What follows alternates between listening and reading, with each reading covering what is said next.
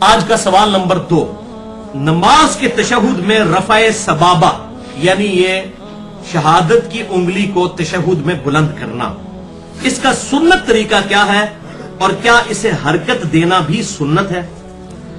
تو بھائیو، اس حوالے سے صحیح مسلم میں اوپر تلے 6 احادیث موجود ہیں انٹرنیشنل نمبر کے مطابق 1307 سے لے کر 1312 تک، اور مشکات میں 906 سے لے کر 908 تک 2 صحابہ سے، ابن عمر اور ابن زبیر رضی اللہ تعالی عنہما، ان سے کہ نبی صلی اللہ علیہ وسلم جب بھی نماز میں تشہد میں بیٹھا کرتے تھے تو بیٹھتے ہی آپ صلی اللہ علیہ وسلم اپنی یہ درمیان کی انگلی اور انگوٹھے کا حلقہ بنا لیا کرتے تھے یوں، اور یہ 2 انگلیاں بند کر کے۔ ایک یہ طریقہ ہے ان 6 حدیثوں میں، اور دوسرا یہ ہے کہ آپ صلی اللہ علیہ وسلم 53 کا عدد بناتے تھے۔ اب یہ عربی میں سمجھانا ذرا مشکل کام ہے، وہ لمبا اور ٹائم لگ جائے گا۔ 53 یہ ہے کہ آپ یہ تینوں انگلیاں بند کر کے اس شہادت کی انگلی کے جڑ کے اوپر یہ انگوٹھا رکھ لیں، اس کو کہتے ہیں 53 کا عدد، جو عرب میں شمار کیا جاتا تھا ہاتھ کے اوپر۔ یہ دونوں طریقے سنت ہیں، یہ بھی اور یہ بھی، یہ دونوں صحیح مسلم میں نے نمبر بتا دیے۔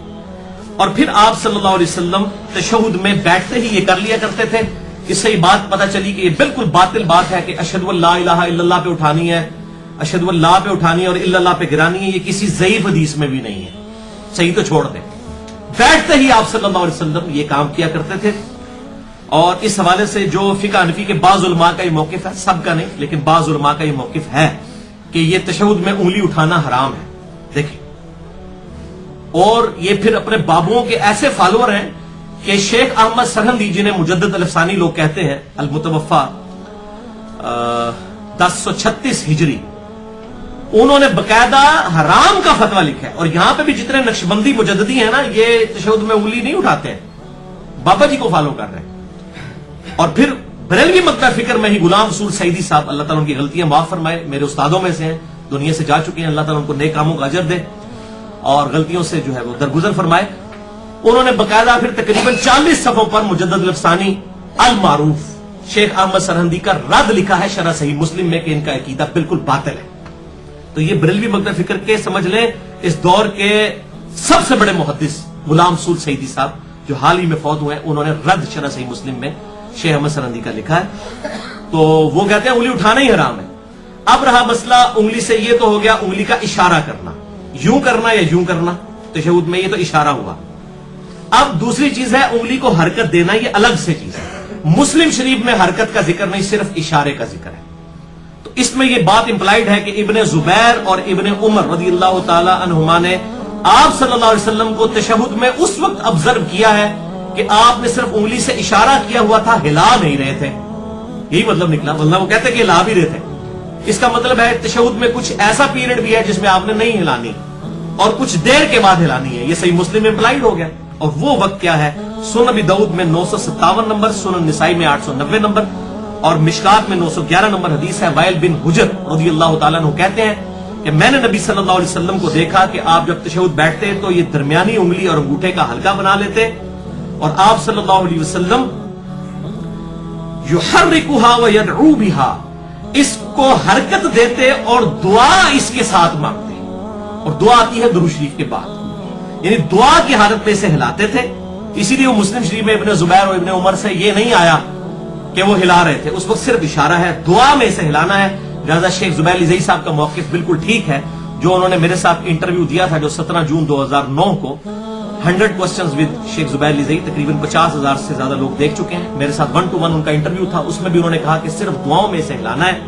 اور بعض جو علماء عرب ہیں اور یہاں پر بھی کچھ کٹر قسم کے سلفی جو ہیں، سب نہیں کچھ لوگ، ان کا یہ موقف باطل ہے کہ پورے تشہد میں اسے ہلانا نہیں، صرف دعاؤں میں۔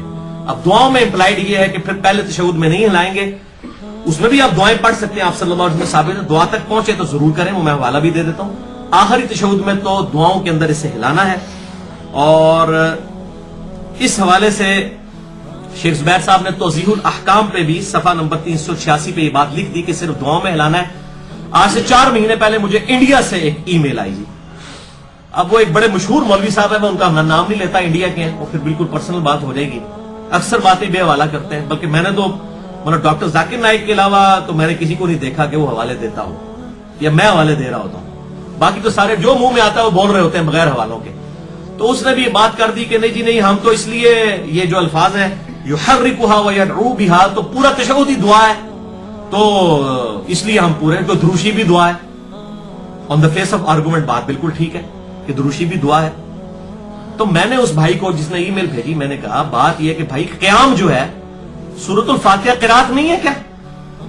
ہے، لیکن جب ہم قیام کی بات کرتے ہیں ہم کہتے ہیں قیام تین چیزوں کا مجموعہ ہے، ثنا کا جسے ہم دعائے استفتاح کہتے ہیں، سورۃ الفاتحہ اور پھر قرات. حالانکہ فاتحہ بھی قرات ہے لیکن ہم 3 حصوں میں ڈیوائڈ کرتے ہیں. اسی طریقے سے تشہد جو ہے یہ 3 حصوں کا مجموعہ ہے، اللہ کی حمد، درود شریف اور دعا. وہ کہتا ہے جی دلیل پیش کریں. میں نے کہا دلیل میں پیش کر دیتا ہوں، پھر دیکھتے ہیں آپ مانتے ہیں کہ نہیں مانتے. پھر وہی ہوا کہ آج 4 مہینے گزر کے ماننے سے انکار کر دیا. تو منکرین حدیث صرف بریلوی دیوبندیوں نہیں، اہل حدیث میں بھی موجود ہے. اپنے بزرگ بابوں کو چھوڑنا بڑا مشکل کام ہوتا ہے. تو انہوں نے پھر دوبارہ اتنی بھی توفیق نہیں کی کہ آپ نے حدیث پیش کر دی ہے تو میں رجوع کرتا ہوں، یا میرے جو مولوی صاحب رجوع کرتے ہیں یا میرے بابا جان جو ہیں وہ رجوع کر لیتے ہیں جن کا میں فالوور ہوں، نہیں کیا. اب میں آپ کو حوالہ دے دیتا ہوں، سنن نسائی میں 1720 اور 1721 نمبر حدیث ہے صحیح سند کے ساتھ. شیخ البانی، شیخ زبیر زئی رحمہ اللہ دونوں اسے صحیح کہتے ہیں. 9 وتر پڑھنے کا طریقہ 2 سلام، 1 سلام اور 2 تشہد کے ساتھ اما عائشہ نے روایت کیا رضی اللہ تعالیٰ عنہ. اس حدیث میں آتا ہے کہ نبی صلی اللہ علیہ وسلم جب 9 رکعت وتر 1 سلام کے ساتھ، مراد 1 دفعہ سلام، اگلے دن ایک ای میل آ گئی آپ 1 سلام کہہ رہے تو اسے مراد صرف دائیں طرف پھیرنا ہے. اس حالت تک بھی لوگوں نے ہونا حالت ہوتی ہے. تو میں تاں پہ کہنا ہے اسلام سے مراد یہ ہے کہ 2 دفعہ سلام نہیں پھیرنا، 1 دفعہ دونوں طرف سلام پھیرنا ہے.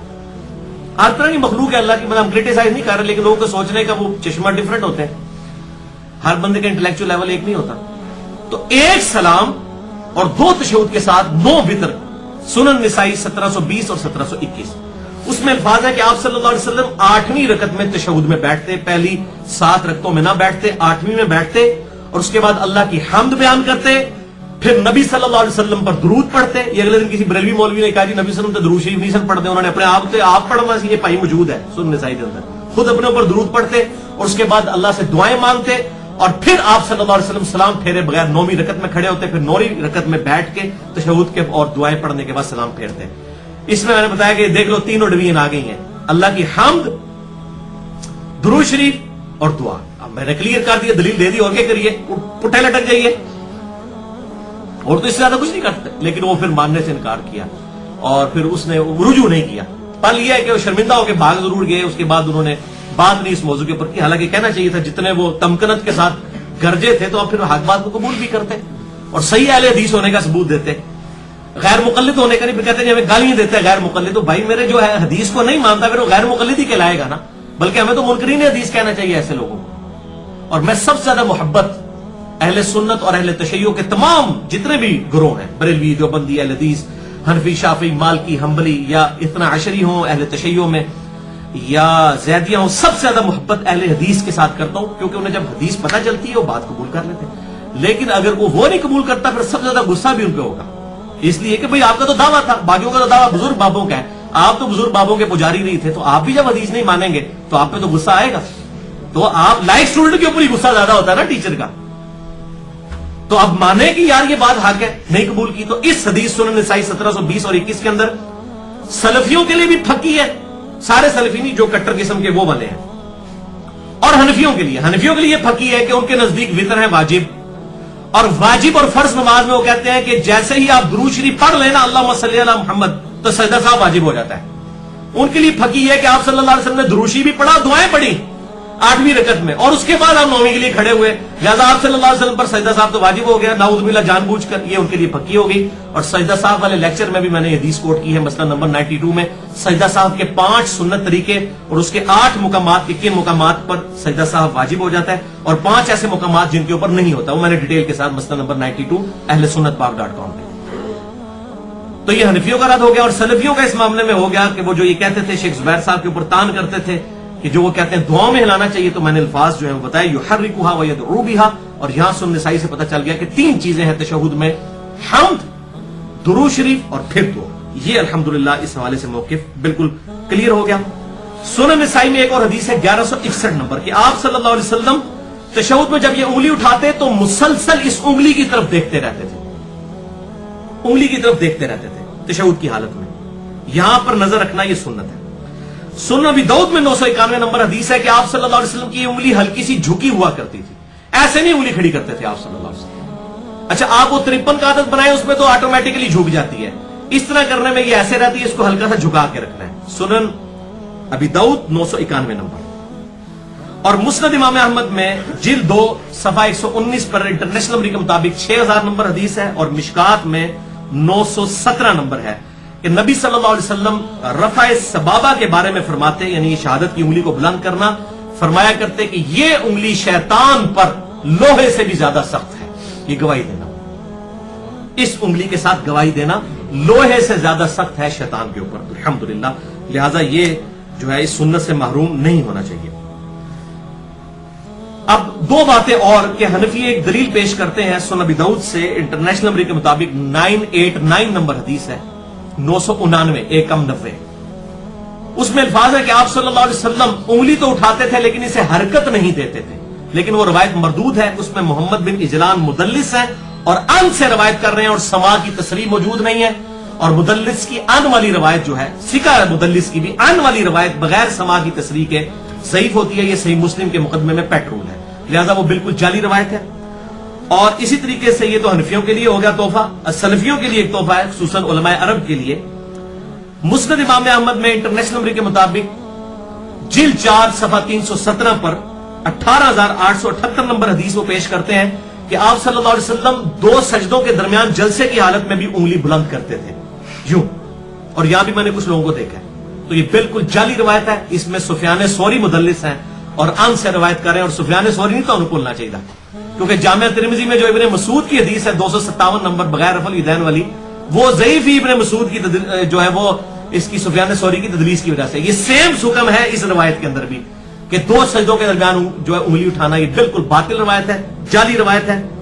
बहरहाल जिसे डिटेल चाहिए हो तो मेरे 2 लेक्चर हैं, मसला नंबर 70A कंप्लीट नमाज मुहम्मदी सहीहुल इस्नाद हदीस की रोशनी में सल्लल्लाहु अलैहि वसल्लम, और मसला नंबर 70B रफल यदैन से मुतल्लिक फिरका वाराना नजरियात का तहकीकी जायजा, और मसला नंबर 84 है फातिहा खल्फुल इमाम के ऊपर।